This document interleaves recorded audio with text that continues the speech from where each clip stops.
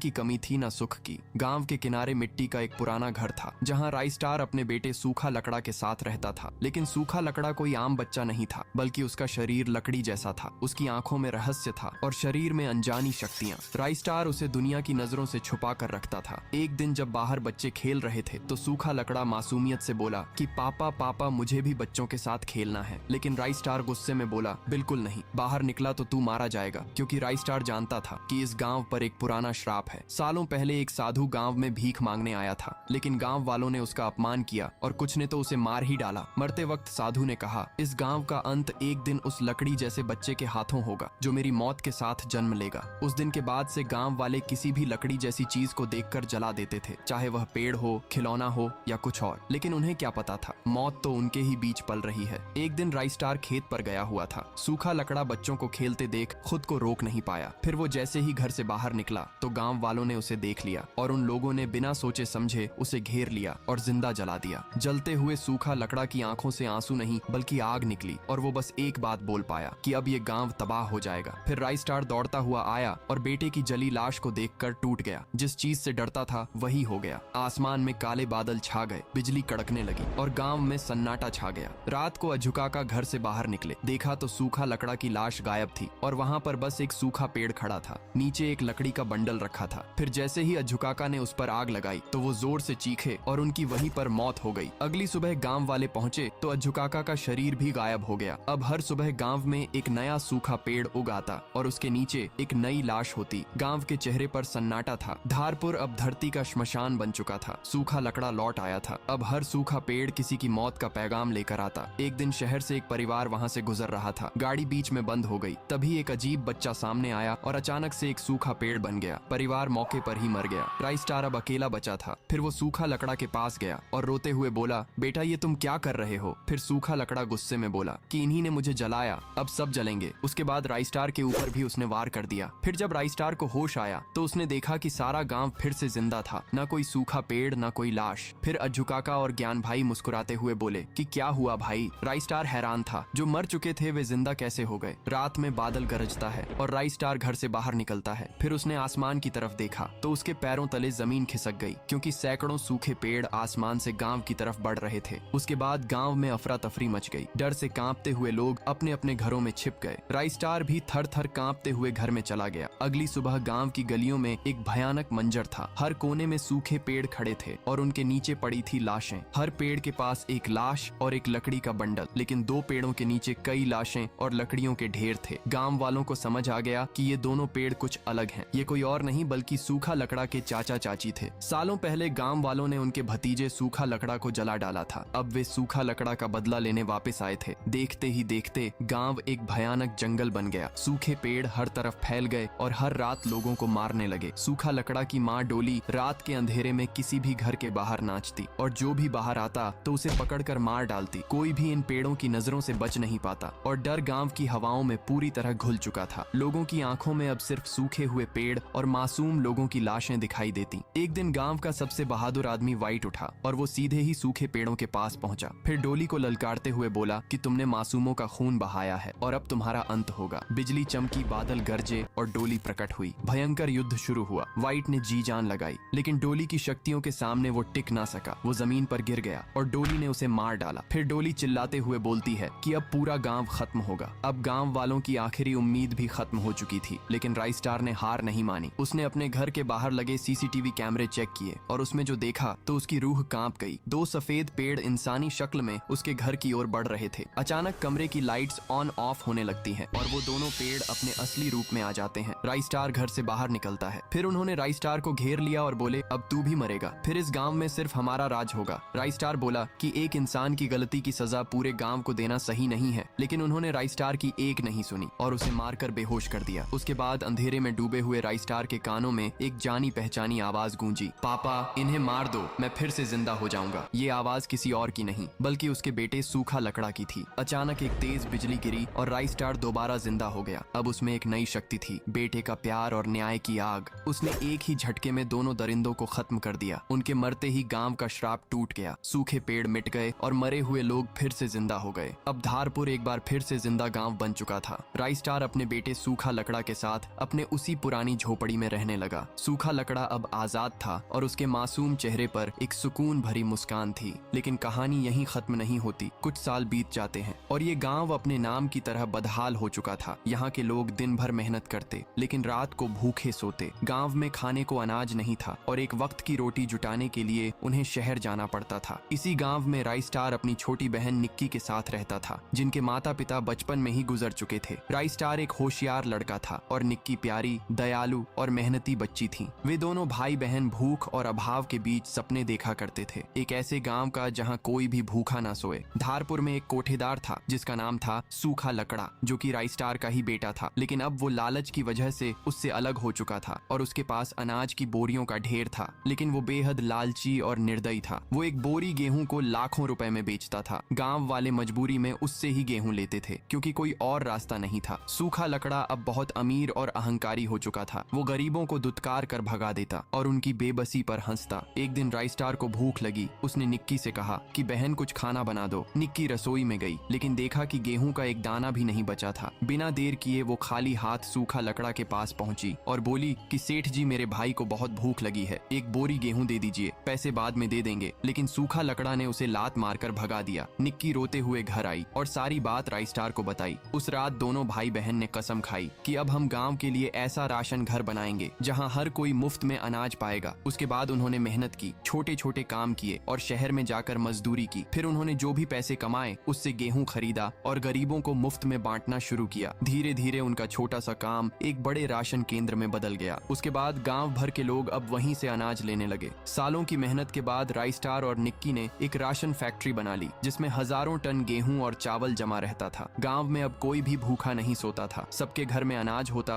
और राइस्टार निक्की को सब मसीहा मानते। वहीं दूसरी ओर सूखा लकड़ा का धंधा अब पूरी तरह से चौपट हो गया था। अब कोई भी उसके पास अनाज लेने नहीं आता था। उसकी दौलत खत्म होने लगी और वो गुस्से से जलने लगा। फिर एक रात जब राइस्टार शहर गेहूं लेने गया तो निक्की फैक्ट्री में अकेली थी। तभी सूखा लकड़ा अपने कुछ गुंडों के साथ फैक्ट्री में घुस आया। उसने निक्की को बांधा और कुछ गेहूं की बोरियों के साथ गाड़ी में डालकर ले गया। गाड़ी सुनसान पुल पर रुकी और फिर सुनाई दी एक दर्दनाक चीख। उसके बाद निक्की को सूखा लकड़ा ने पुल के नीचे फेंक दिया, जिसकी वजह से निक्की की वहीं पर मौत हो गई। अगली सुबह राइस्टार जब अपनी फैक्ट्री पर लौटा तो वहाँ का मंजर दिल दहला देने वाला था। जगह जगह तोड़ फोड़ हुई थी, मशीनें बंद पड़ी थीं और सबसे दर्दनाक बात, निक्की गायब थी। पूरे गांव में उसकी तलाश हुई। कई दिन बीत गए और फिर पुलिस को नदी किनारे एक लाश मिली। वो निक्की थी। उसके चेहरे पर दर्द, पीड़ा और बेबसी साफ दिख रही थी। राइस्टार टूट चुका था। उसने अपनी बहन का अंतिम संस्कार किया लेकिन उसकी आंखों के आंसू सूख चुके थे। अब उसके अंदर सिर्फ गांव वालों की सेवा करने की एक जिद बची थी। निक्की की मौत ने धारपुर को हिलाकर रख दिया था। हर तरफ उदासी छा गई थी लेकिन फैक्ट्री जैसे तैसे चल रही थी। किस्मत ने फिर एक वार किया। एक रात सूखा लकड़ा अपने गुंडों के साथ आया। फिर उसने राइस्टार को बेरहमी से मारा और फैक्ट्री से सारा अनाज लूट लिया। धारपुर एक बार फिर भुखमरी के अंधेरे में डूब गया। अमावस्या की रात को गांव के श्मशान के पास से एक चीखती हुई आवाज आई,